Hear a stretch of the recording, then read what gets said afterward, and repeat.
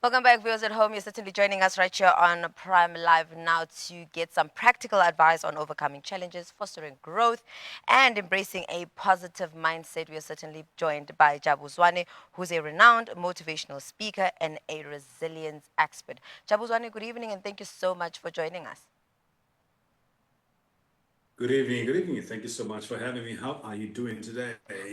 I'm doing great. How are you doing, Jabu Zwane? Not too bad. Not too bad. Busy Monday, but hey, what you gonna do? This is life, right?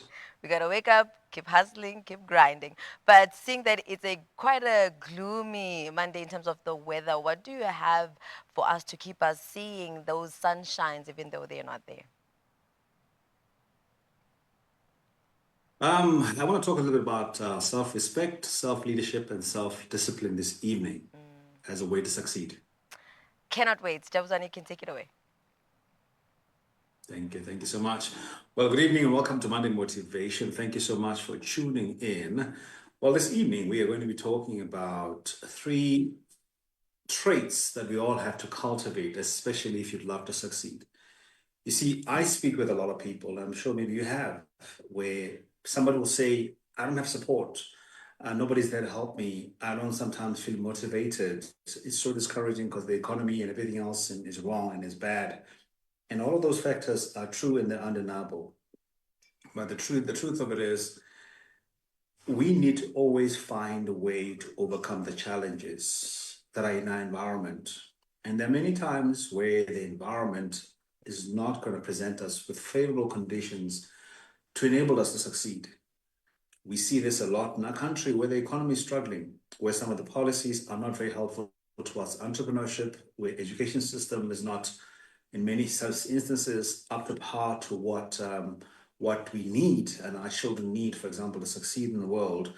And there are many external factors that can contribute negatively towards our success. But my humble opinion, there's still quite a lot that we can be able to do to succeed in the world, to provide for ourselves materially and to provide for our families, especially if you have a family that needs this that's dependent on you for finances.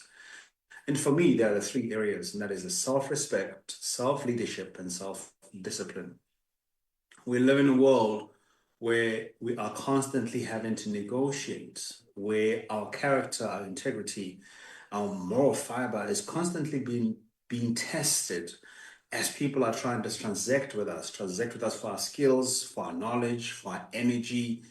And sometimes people are not willing to pay what we think we're worth. And sometimes they may tempt us to compromise on our integrity so that I can build, so they can get whatever it is that they think we can be able to give them.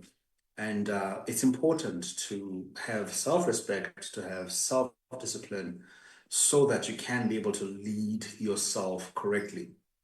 And I don't want to talk about these only as soft ideas, but I'll talk about them as hard edges, that they are the difference between drifting and directing your life in the right direction. Practical move, it's important for us to always think about that, the fact that we teach people how to respect us based on how we respect ourselves. If you are sharing ideas and you're saying, this is my idea, this is what I want to do. I want to start a business so I can be able to provide for my family. I want to start an organization so I can be able to impact the community. I want to start some kind of a social campaign so that I can bring awareness about a particular problem. If you're just talking and talking about it, people eventually don't take you seriously. And in fact, they start to lose respect. And if you have ideas that you want to put in place and you want to wait for people, most of the time they may not even take off. I remember one one of the images that I had one time as I was traveling. I used to travel with a taxi, and I saw how many people would avoid an empty taxi, even though it's headed to the same destination. Headed to the same destination, many people don't like to be the first person in the taxi. Most people prefer to get there and find it half full. But people don't mind being the first person in a moving taxi or in a moving bus because at least it's in motion and it is headed somewhere.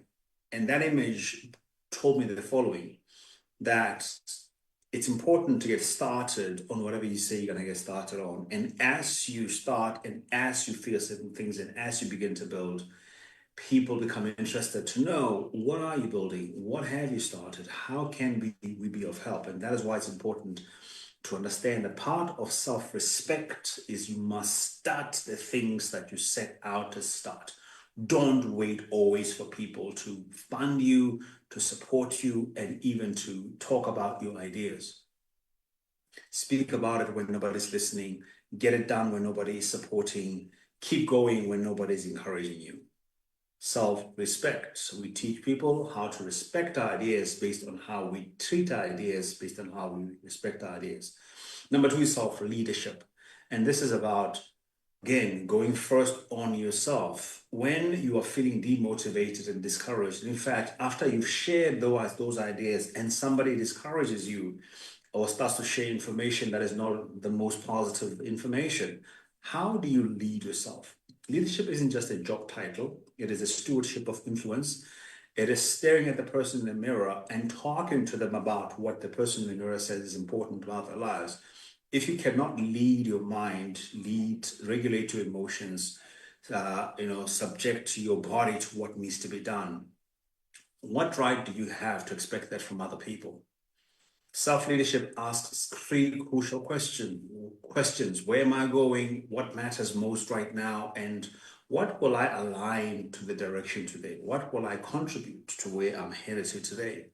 If you don't always need a 5-year manifesto, you don't even need a 3-year plan. The most important thing is to somehow figure out, okay, well, how do I move from point A to point B?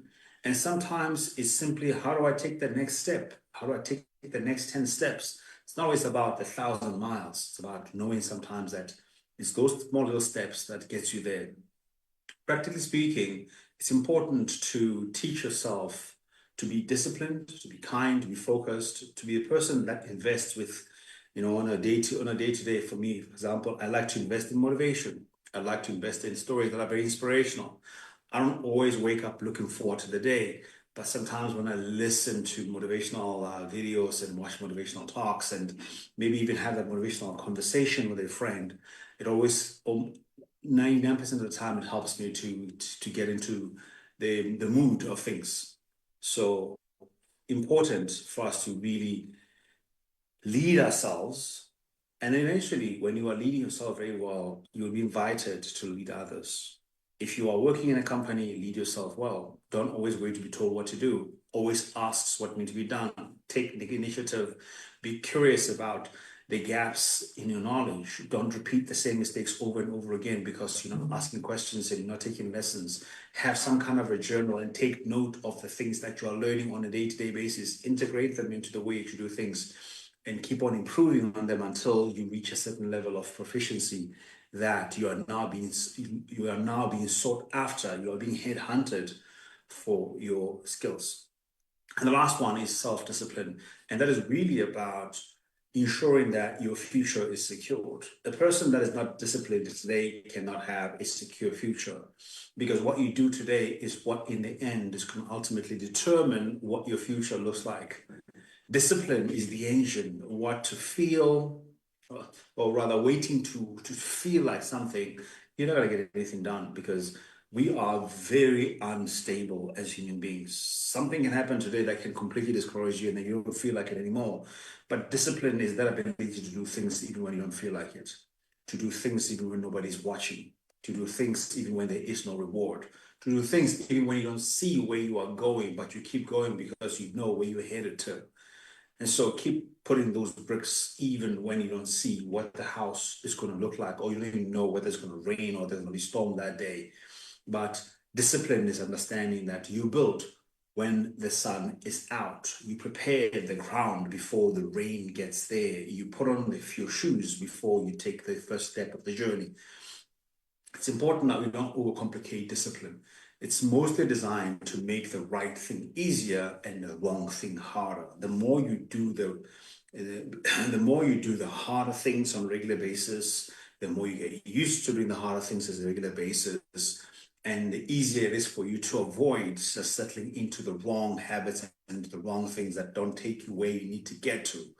So it's very important that you pick one habit that you know is completely destroying your success. What is that? Procrastination, being disorganized, not being a very good learner, laziness, not having some kind of schedule. What is it that if you sat down and you looked at your day today and you say, this thing, if I fixed it, if I just took care of this one thing, I can get very far. So, so important for us to get that going. Because if you don't, then we're going to find ourselves in serious troubles. So, in wrapping things up again, three crucial areas. We've got self discipline, we have self leadership, and then we have self respect. Do you respect yourself enough? If you do, others are going to take a cue on you. They will respect you the same way. Do you have discipline? If you do, your future will thank you for it, and others are going to start looking to you because of how disciplined you are. Do you lead yourself well? Others are going to start inviting you to be part of leading whatever it is that they feel someone like you can be able to lead. My name is Jabu Zwane. Thank you so much for tuning in this evening. I hope you really learned something that could help you in your journey of success today. Have the rest, enjoy the rest of your programming and the rest of your week. Thank you. Thank you so much, Jabu, for that very insightful, insight that you just, gave us with regards to self-respect, self-discipline, and self-leadership. And I think it all boils down to you are the change you want to see, you are the positivity you want to see, and for that, we're certainly going to hold on to that and really practice on it one day at a time. But once again, thank you so much. Viewers at home, hope that was quite, insightful for you and quite, transforming for you as it was for me. But